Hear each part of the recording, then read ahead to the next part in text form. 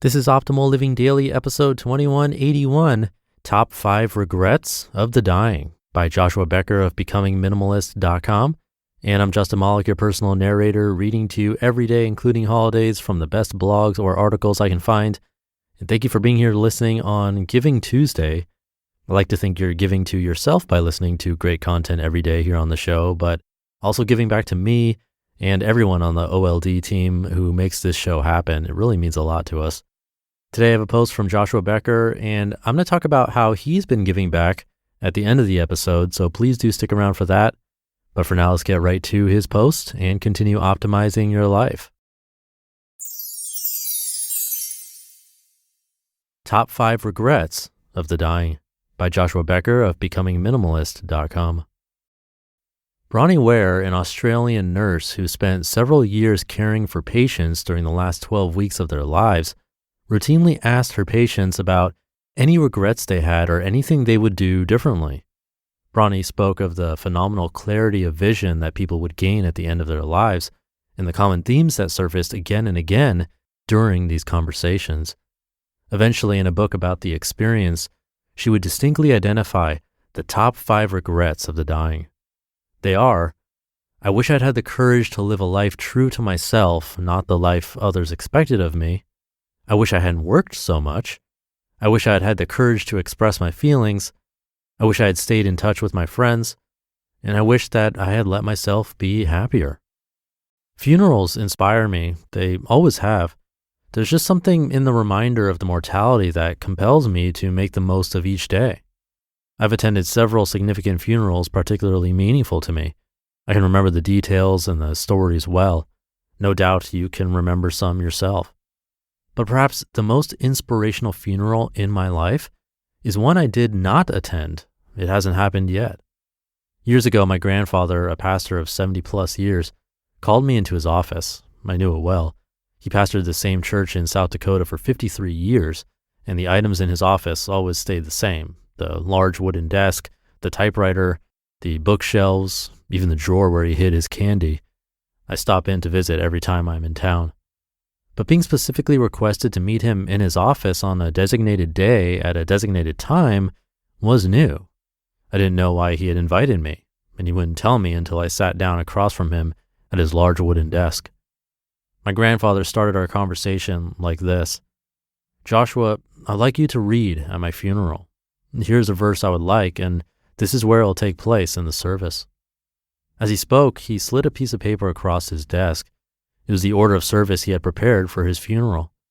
Over our next several minutes together, he shared with me his hopes and desires for his funeral. I suppose planning out one's own funeral is not necessarily that rare. People do it all the time. My grandfather is in his 90s, and I am not surprised he'd be thinking thoughtfully about that day. Death is an inevitable occurrence for all of us. What surprised me about the conversation was not the content or the subject. What surprised me was the confident nature by which he spoke. There was no fear in his demeanor. Death did not scare him. He did not regret in any visible way the coming end to his days. And let me tell you, there are few things in life more inspirational than peering into the eyes of a man who does not fear his own death. Years later, I still think about that conversation.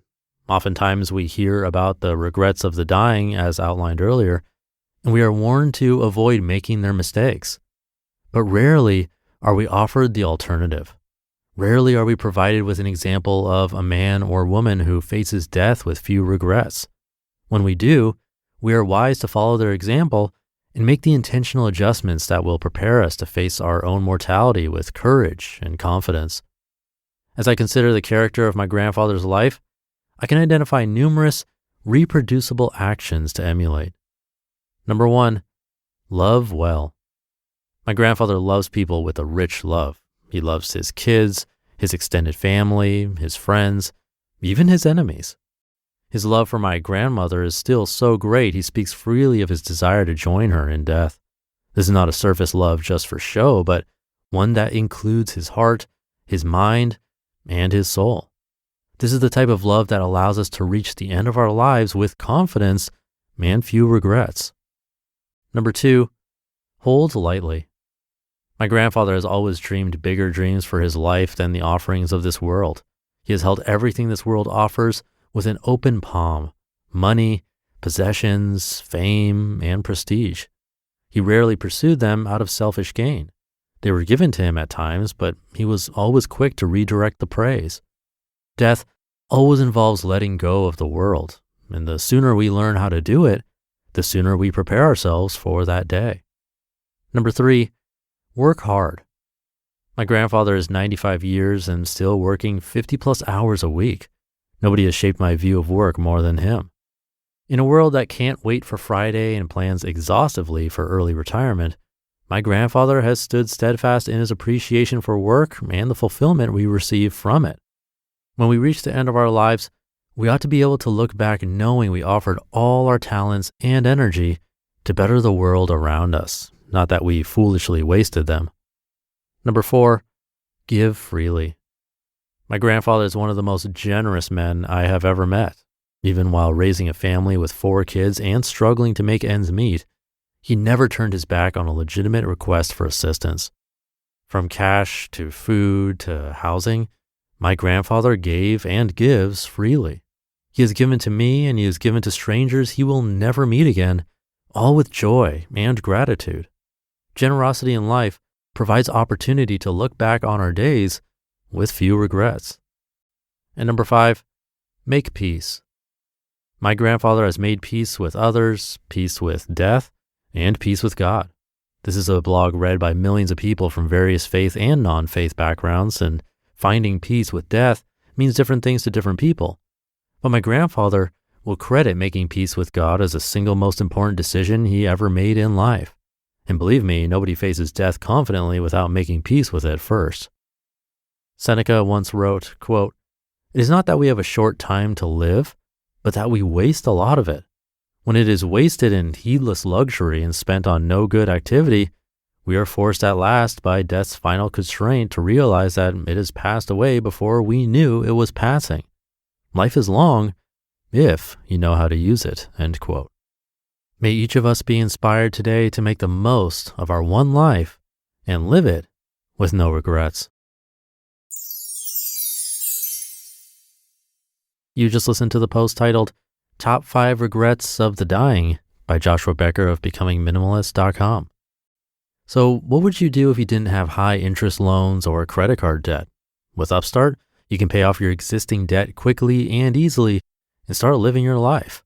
Upstart is the fast and easy way to pay off your debt with a personal loan all online.